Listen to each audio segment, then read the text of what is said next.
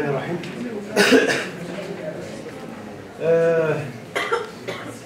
ننتقل الآن إلى الجلسة الثانية، ويتمحور موضوعها حول الماء باعتباره عاملا تعنويا يتحكم في التعرية، ويتطلب بالتالي تدبيرا مندمجا وعقلانيا. المداخلة الأولى سيتفضل بإلقائها الأستاذ محمد أبارور من الكلية المتعددة التخصصات بتازة، ويتمحور موضوعها حول خطر التعرية المائية وتدهور الأراضي الفلاحية بالمجالات الهشة لمقدمة الريف. Alors, en résumé, je dirais le sujet traité par notre collègue traite de l'érosion hydrique et dégradation des sols dans les espaces fragiles dans le Rif oriental, présenté par M. Mohamed Abarour. فلتفضل مشكورا. شكرا أستاذ. بسم الله الرحمن الرحيم. شكرا أستاذ الرئيس. بداية أتقدم بالشكر الجزيل للسادة الأساتذة أعضاء اللجنة المحترمين ولكلية الآداب والعلوم الإنسانية الكنيس. موضوع المداخلة هو خطر التعرية المائية وتدهور الأراضي الفلاحية بالمجال الهشة لمقدمة الريف الشرقي.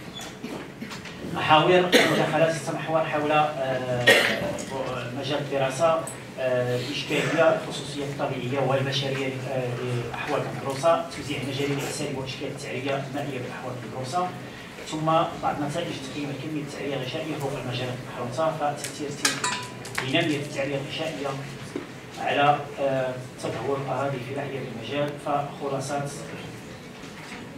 على مستوى خطر التعرية، فهو يعد خطر التعرية المائية وتدهور الموارد الطبيعية من بين الأخطار الطبيعية الأكثر انتشارا بأغرب النطاقات خاصة مجالات الشاملة، الشيء الذي يشكل تحديا للموارد الترابية والمائية والغابوية ويؤدي إلى تراجع الإنتاج الفلاحي والضغط على الأراضي الفلاحية بدافع التزايد السكاني والمستمر.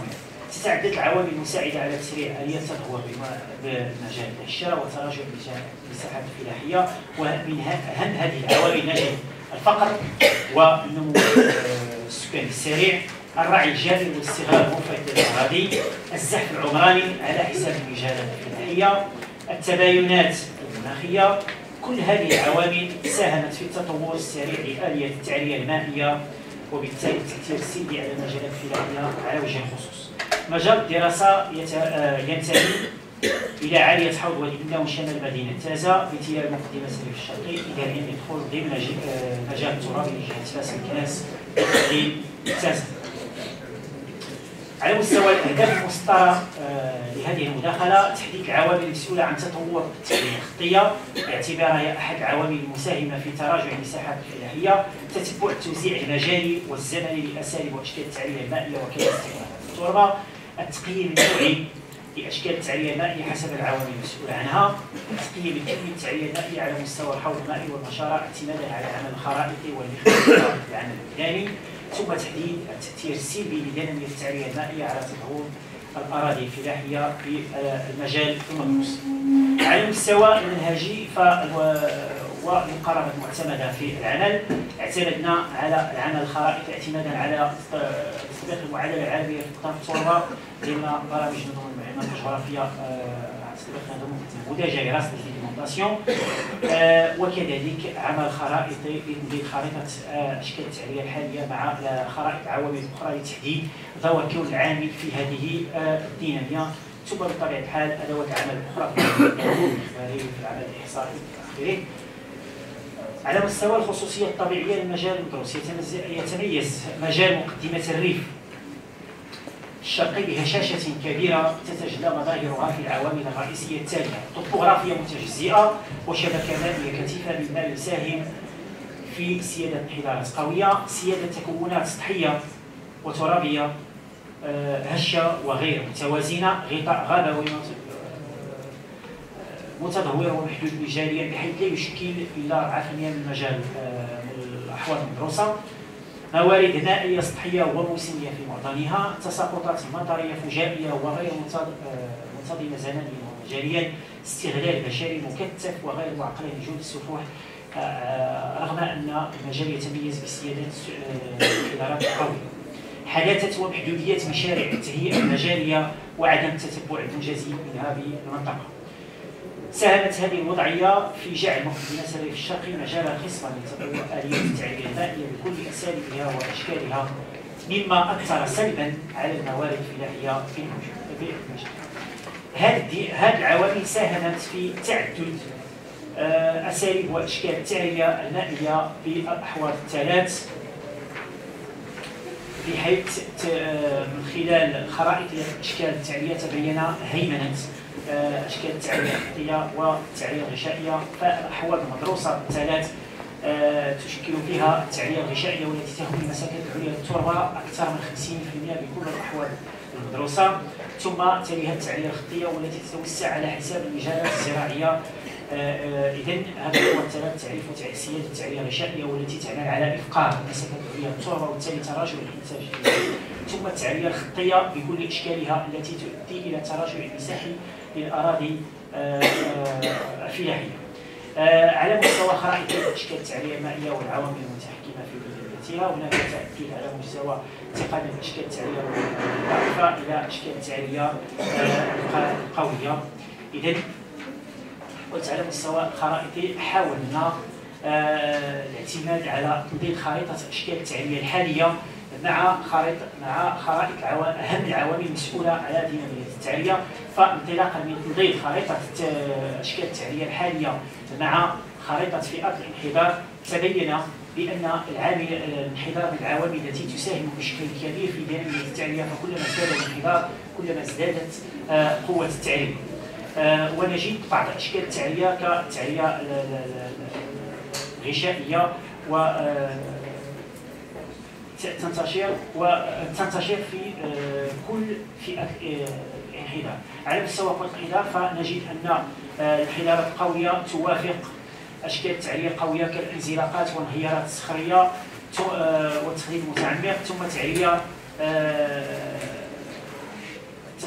الغشائية قد تهم جميع الفئات، فئة الانحدارات، ثم وتتركز بالخصوص فوق الانحدارات القوية، ثم انحدارات ضعيفة تعرف سيادة التعرية أشكال التعرية ضعيفة إلى منعدمة، باستثناء نجح الضفاف الذي يهم ضفاف المجاري المائية.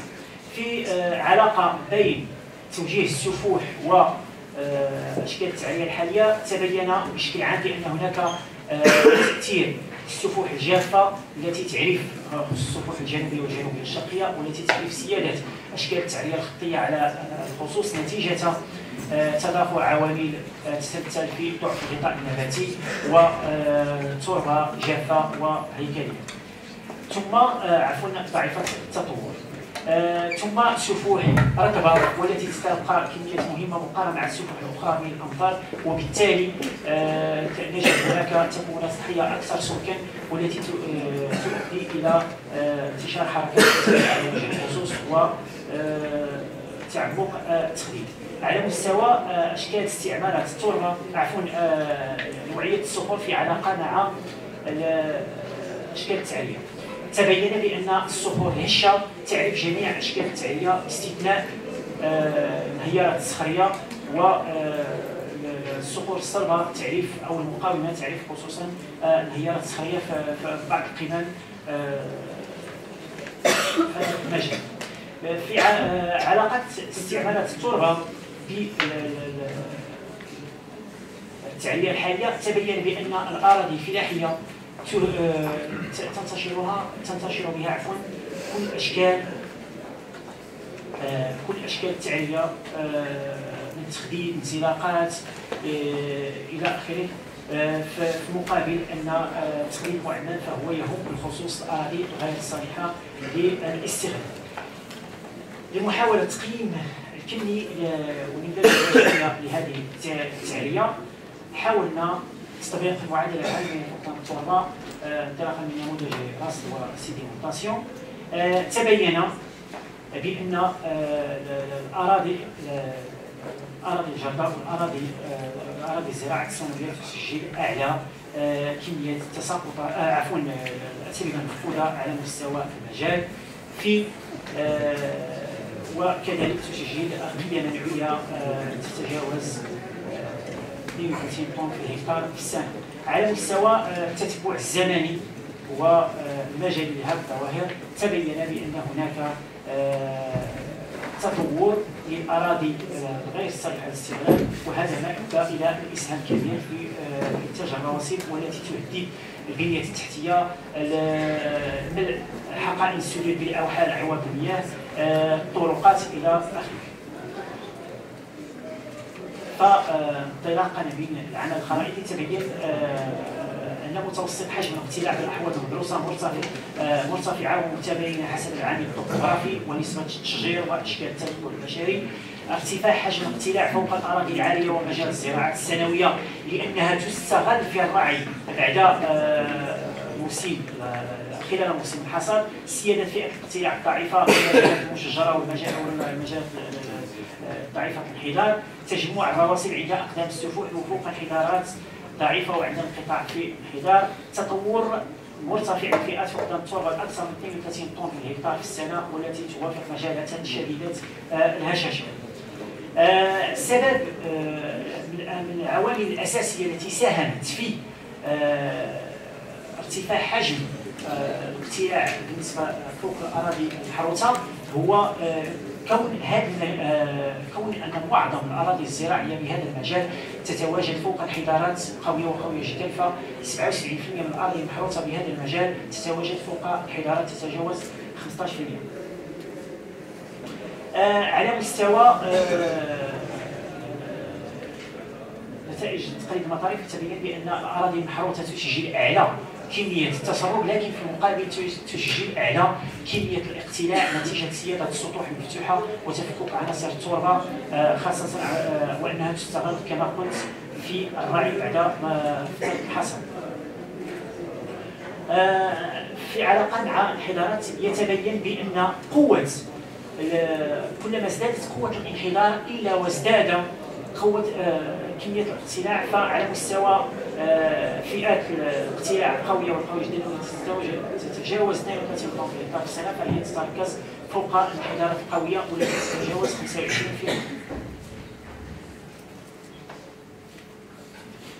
تأثير هذه الدينامية لها تأثير على مستوى الأراضي الفلاحية. فانطلاقا من العمل الخرائطي تبين بأن التطور السريع للمجالات المتدهورة على حساب مجالات الزراعة السنوية والغابة ونتيجة تراجع، وهذا يؤدي بطبيعة الحال إلى تراجع حجم الزراعات أو حجم الإنتاج الفلاحي يؤدي إلى العديد من السكان إلى الهجرة خارج المجال ويشكل ضغطا على هوامش المدن على بالخصوص. إذا أهم نتائج تراجع المساحات الخاصة بالأراضي المحروثة بنسب تراوحت خلال الفترة المدروسة بين 1987 و 2014 بنسبة تراوحت بين 27 و 21%. تراجع المجالات الغابوية بنسبة تراوحت بين 6 و 67%، علما أن المجالات الغابوية مجال لا تمثل في الأحوال الثلاث في أحسن الحالات 5%. تطور المساحات الخاصة بالمجالات المشجرة خاصة بالأشجار المثمرة والزيتون خلال بداية الألفية الثالثة نظرا لضعف المردودية الزراعية، مما اضطر الفلاحين إلى استبدال الزراعة بالتشجير. تطور مجال الأراضي المهجورة والغير الصالحة للاستغلال حيث تراوحت نسبها من مساحة الأحواض المائية بين 9% إلى 98، بحيث انتقلت من 6 بعض الأحواض مثلا انتقلت من 6.88 كيلومتر مربع إلى 11.50 كيلومتر مربع. هذا التأثير السلبي بطبيعة الحال ناتج عن عوامل متعددة يمكن إجمالها فيما يلي: توبوغرافيا متجزئة بهذا المجال العطوب، صخور الشجر، تعرية تربة ضعيفة التطور، مناخ يتميز بالعدوانية حيث تركز التساقطات خلال فترات محدودة من السنة، استغلال غير معقل لجو الأراضي. كل هذا أدى إلى تطور التعرية بكل أشكالها وأساليبها، وبالتالي ساهم هذا في تدهور التربة، الشيء الذي أدى إلى فقر التربة، وبالتالي كانت له نتائج سلبية تتمثل في تراجع حجم الإنتاج الفلاحي، تراجع مساحة الأراضي الفلاحية، تراجع الدخل بالنسبة للفلاح، اعتبارا أن ساكنة المنطقة تعتمد بالدرجة الأولى على الفلاحة. هجرة السكان خارج المجال، هذا سيؤدي إلى التخلي عن هذه المجالات الفلاحية، وهو سيساعد على التطور السريع والتوسع المجالي لكل أشكال التعلية، من أشكال ضعيفة إلى أشكال قوية. لذا كان ضروريا تهيئة هذا المجال لتفادي العواقب السلبية لتدهور الموارد الطبيعية عامة والمجالات الفلاحية على الخصوص، لأنها تشكل مورد العيش الأول للسكان المحليين، ولذا وجب اتخاذ تدابير استعجالية للحد من هذه الظاهرة عن طريق إشراك جميع المعنيين بالتهيئة المجالية، آخذين بعين الاعتبار خصوصية المجال من جهة وحاجية السكان من جهة أخرى. وشكرا للحضور الكريم.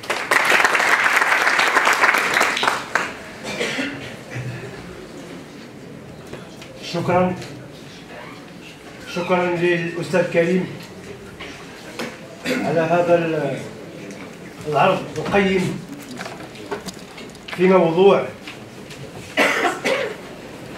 تدهور الأراضي بفعل التعرية في الريف الشرقي بمنطقة تازة. لقد وقف المتدخل الأستاذ في البداية على مجموع العوامل المساهمة في تدهور التربة وتدهور المجالات الفلاحية بهذا المجال. يتعلق الأمر بقوة الانحدارات وضعف الغطاء النباتي، وكذلك عامل آخر لا يقل أهمية ويتعلق الأمر بقوة التدخل البشري بهذا المجال الجغرافي. يجب أن نضيف كذلك أن هناك عوامل مرتبطة بقلة التساقطات. هناك تساقطات فجائية، تساقطات مطرية فجائية، والشيء الذي يؤدي إلى تنشيط العمل التعلوي بهذا المجال الجغرافي، ويؤدي بالتالي إلى إفقار التربة وظهور أشكال تعلوية مختلفة. يتعلق الأمر أساسا بالأشكال المرتبطة بالتعرية الغشائية والسيلان الغشائي، والتعرية المرتبطة بالتعرية الأخدودية. وصل المتدخل في نهاية مداخلته إلى القول إن تراجع المساحات الزراعية يرتبط أساسا بقوة الانحدارات. هذا عامل أساسي يعتمد عليه المتدخل الأستاذ. الشيء الذي جعل أن الأراضي الزراعية تتراجع سنة بعد أخرى، الشيء الذي يؤدي إلى تراجع إلى الهجرة القروية بالمنطقة.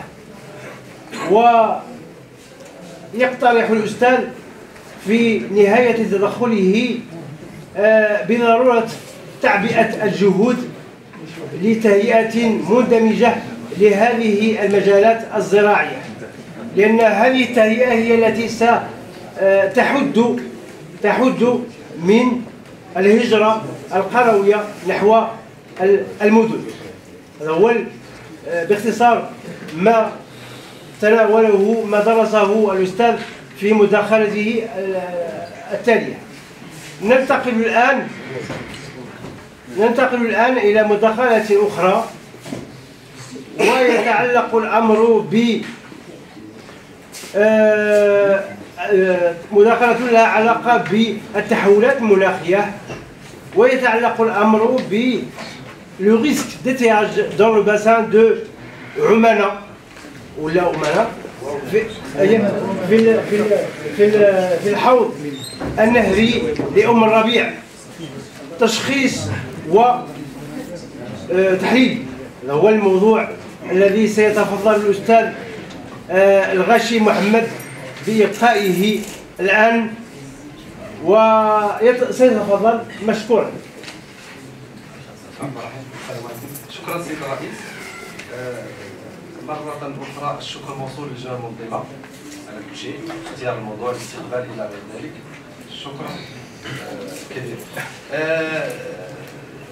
سوف نتطرق أو سوف نحاول نعالج إشكالية، وهي إشكالية آنية، وهي إشكالية الموارد المائية، وخصوصا الموارد المائية عندما يتعلق بفترة مهمة وهي فترة الشح. الشح بمعنى داخل هذه المجاري المائية جرت العادة على أننا نركز بشكل كبير على مخاطر من نوع آخر، ولكن هذه المرة مخاطر في اتجاه الندرة، يعني قلة هذه الموارد المائية. لهذا كلمة étiage فهي الشح. Donc toujours dans un contexte du changement climatique et un problème des étayages. Vous allez voir que dans le titre, j'ai mis identification et analyse. Donc on n'est pas encore dans le risque. Donc dans un premier temps, d'abord, vous allez voir que je vous expliquerai par la suite que tout simplement, avant de passer au risque, donc il faut identifier ces débits d'étayage. Vous allez voir que la phase est très complexe et vous allez comprendre aussi pourquoi au Maroc on a encore un retard juridique dans ce sens. Donc la présentation est intitulée en fait, comme je vous ai dit, passons par une présentation de domaine d'études, pour savoir où se trouve le bassin de Ouamana. Ensuite, le contexte actuel, c'est tout simplement le changement climatique et la variabilité climatique. Mais apparemment, hier, j'avais essayé de parler qu'il y a une différence entre changement climatique et variabilité climatique. Elle existe et il faut la prononcer, il faut toujours mettre l'accent sur ça. L'étayage, il faut le définir. Je sais que plusieurs étudiants ne savent pas ce que ça veut dire l'étayage, ou à la limite, il y a une confusion, donc on essaiera plus ou moins de faire une définition. Je n'aurai pas le temps parce que 15 minutes je ne peux pas tout faire, mais je ne peux pas dire aussi, mais quand même je survolerai cet aspect théorique, étayage. Ensuite les résultats, et vous allez voir que pour travailler sur les étayages, on a plusieurs échelles. Donc l'échelle, je mettrai l'accent tout simplement sur le mensuel. Pourquoi? Parce qu'en général, c'est là où on met le cadre juridique. Et dans ce sens, j'essaierai en fait de se concentrer sur deux indicateurs, un à l'échelle journalière et un deuxième à l'échelle mensuelle, mais avec une comparaison à la fin mensuelle. Et ensuite, comment il faut s'adapter ou comment il faut faire face à cet étayage, ça veut dire plusieurs propositions et par la suite interrogation, ça veut dire tout simplement on va se lever qu'il y a des lacunes au niveau juridique, il faut les intégrer dans ce changement climatique, surtout qu'on parle de la ressource en eau. Donc voilà, le débit, Sabi, le débit c'est un indicateur hydrologique des ressources en eau. Donc sans l'augmentation, sa descente aussi, sa diminution, c'est un indicateur de sa variabilité. Ensuite, lorsque vous, par exemple, vous passez à côté d'un cours d'eau, vous avez 4 étapes, juste pour savoir le niveau d'eau. Soit vous avez un écoulement en général qu'on peut qualifier, il est visible, acceptable. Vous voyez qu'on parlait ce matin, les crues, ça veut dire des fois vous avez un niveau plus élevé, et là c'est acceptable. Ensuite vous avez un écoulement des fois visible mais il est faible. Vous arrivez à identifier qu'un écoulement il est faible. Ensuite, des fois vous arrivez à un endroit où vous avez un écoulement non visible. Ça veut dire que vous voyez qu'un petit chenal d'étayage ou une petite lac d'eau dans un endroit, dans un cours d'eau. Et ensuite, la sec complet. La sec, ça veut dire qu'il n'y a plus d'eau. Donc, l'estéage, c'est quoi? C'est agir avant qu'on arrive à un stade de risque, avant la sec complet. Et ça, il n'y a pas de cadre juridique, et je vous expliquerai par la suite. Donc, la connaissance, la connaissance de ces débits d'étiage constitue un élément majeur pour la gestion de la ressource en eau et surtout au niveau de la bonne gouvernance. Donc, suite, vous connaissez tous la situation actuelle et surtout les canicules de 2016. Les canicules, الفترات الموجات الحرارية التي عرفتها 2016 أثرت على الموارد المائية ونعرفها اليوم. بمعنى ces canicules ou ces événements-là constituent un déclencheur. Pourquoi? Parce qu'aujourd'hui, il y a plusieurs voies qui se lèvent pour demander la réglementation de la ressource en eau. Il faut régler en fait cette problématique. Donc cette étude comporte la connaissance de ce phénomène d'étiage. Donc l'exercice il se fera sur un petit bassin et il appartient au grand bassin de Marbé. Et d'ailleurs à l'amont, c'est le bassin de Oumana. Le bassin de Oumana, il a une forme allongée, ça veut dire avec un substratum tout à fait différent. Et c'est très important de parler du côté géologique, et surtout au niveau de la perméabilité. Pourquoi? Parce que le débit en général, ou les débits d'étiage, ils ont un grand rapport avec les nappes et pas avec les précipitations. En général, lorsqu'on travaille dans les étayages, il faut d'abord dans un premier temps calculer le temps de l'arrêt des pluies. Ça veut dire qu'il ne faut pas que ces débits ils seront influencés par ces précipitations pluviométriques. Et c'est pour ça qu'il faut dégager à chaque fois l'influence ou l'apport des précipitations pour montrer l'apport ou les apports des nappes phréatiques. Pourquoi? Parce qu'aujourd'hui il ne pleut pas, mais on a encore de l'eau dans les cours d'eau, dans les lacs. D'où ça vient? Ça vient des nappes, des réserves. Et c'est pour ça l'objectif des étayages, c'est de faire cette séparation et de clarifier ce stade. Donc vous voyez qu'en fait, plusieurs diversités léthologiques, très important. Pourquoi? Parce qu'on a un amont imperméable et l'aval, il est imperméable et perméable. Donc on a une favorisation dans un premier temps de l'écoulement et ensuite de l'infiltration. Et donc c'est un bon exemple pour travailler sur le phénomène d'étayage. Par rapport aux activités anthropiques, c'est un cours d'eau en fait, qui est très attaché à cette population. Pourquoi? Parce qu'on a des prélèvements d'eau d'abord pour le potable, ensuite les prélèvements pour l'irrigation, parce que l'activité principale c'est l'agriculture, et ensuite on a un autre problème, c'est que ces habitations, dans le bassin de Ouaoumana, ou la commune de Ouaoumana, il n'y a pas d'assainissement. Donc ça veut dire que tous les rejets liquides ils sont dans le cours d'eau. La baisse du niveau d'eau, ça entraîne l'augmentation de la pollution. Et donc c'est très important. Pourquoi? Dès qu'on a une diminution d'eau, on aura plus de pollution. Donc le contexte actuel, c'est pas moi qui le dis, c'est en fait c'est les grandes instances. Donc le Maroc, d'abord il a un climat diversifié, fragile, du nord au sud.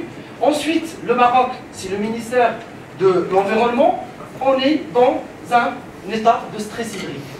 Même au niveau le Haut Commissariat, le Maroc a franchi l'étape du manque d'eau pour passer à la rareté.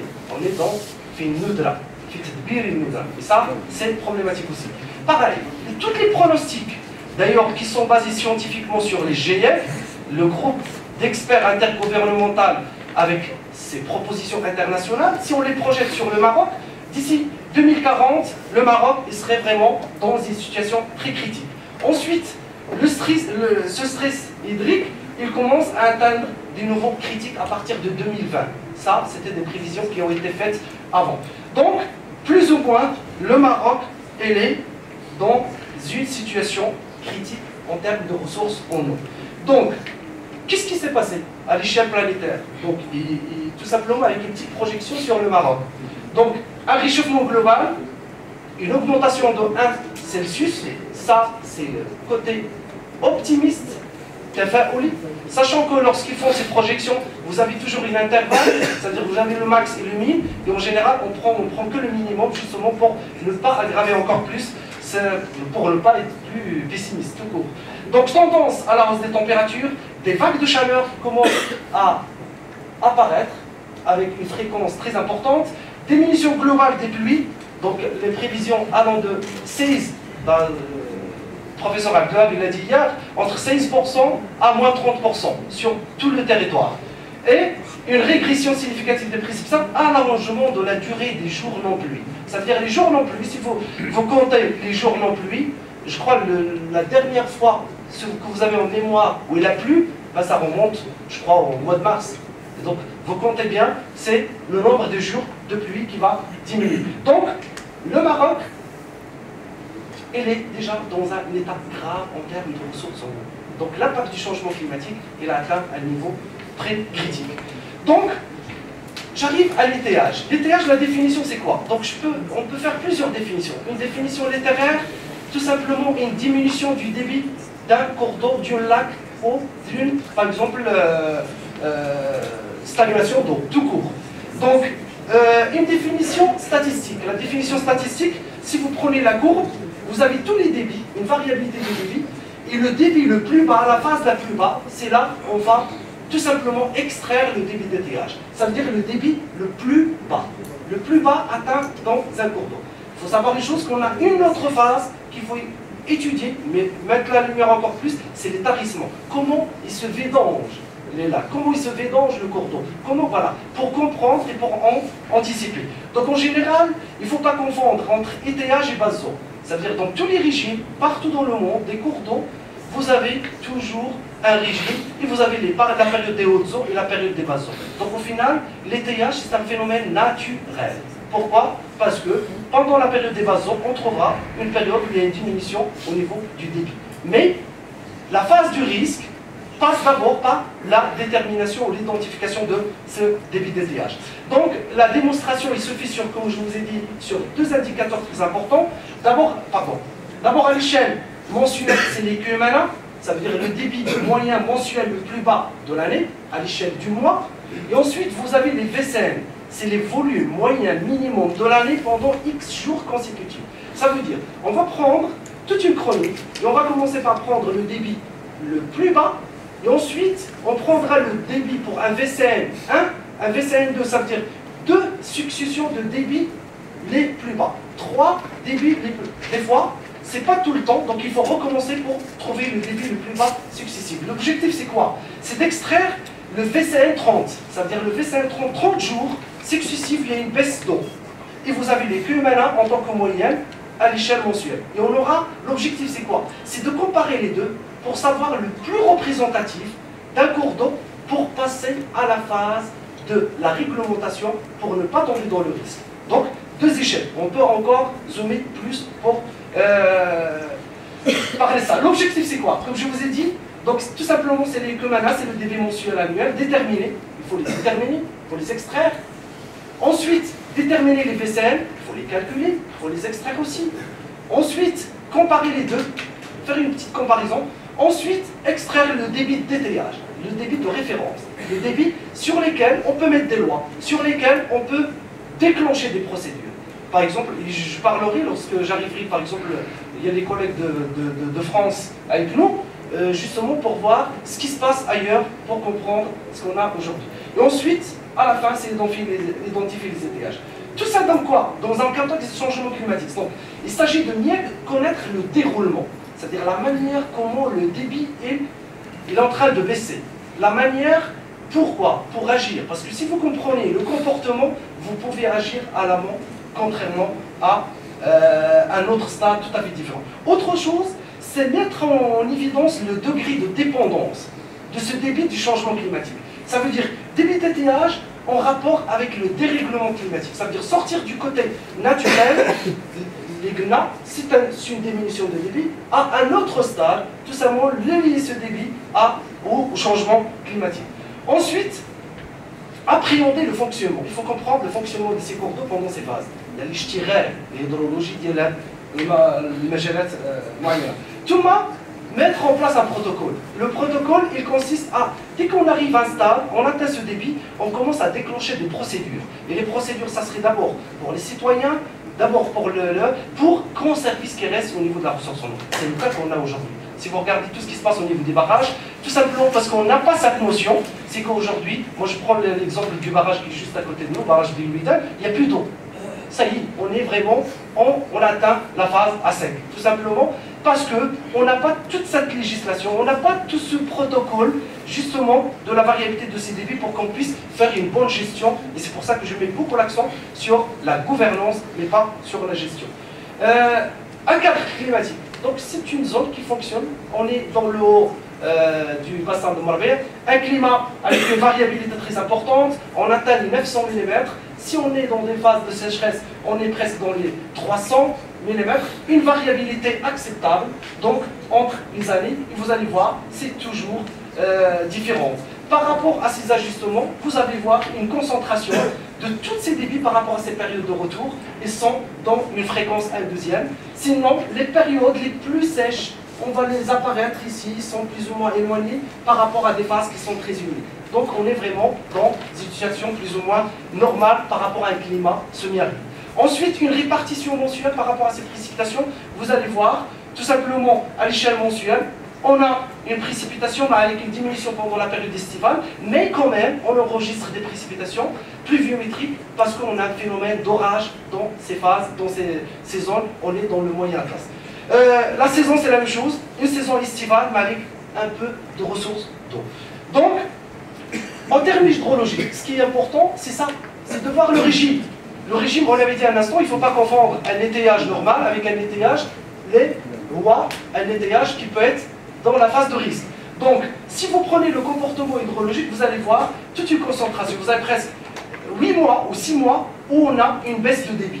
Et le baisse de débit ici, ensuite, ça commence à augmenter, on l'atteint dans le mois de novembre. Ensuite, une variabilité mensuelle et tout simplement une phase entre hautes eaux et basses eaux très contrastée. Donc, je passe maintenant à l'extraction de ces QML. Vous allez voir que on va atteindre, voilà la moyenne, de toute une chronique allant de 75 jusqu'au 2014. Vous allez voir que la moyenne est bon, autour de moins 0,3 m3 par seconde, je parle en mètres cubes par seconde, et vous allez voir que, sauf la phase ou la période dite humide, c'est dans les années 70, vous avez toutes ces phases, vous allez voir, toutes ces phases, ils ont commencé à avoir un débit minimum. On va voir, on est dans cette situation ici, donc on est dans vraiment la diminution, donc quelque chose qu'on a appelé naturel. Ensuite, c'est que maintenant, si on fait une projection, on essaiera de faire des ajustements pour voir des durées de retour. Il ne reste pas. Parce que vous m'avez fait signe.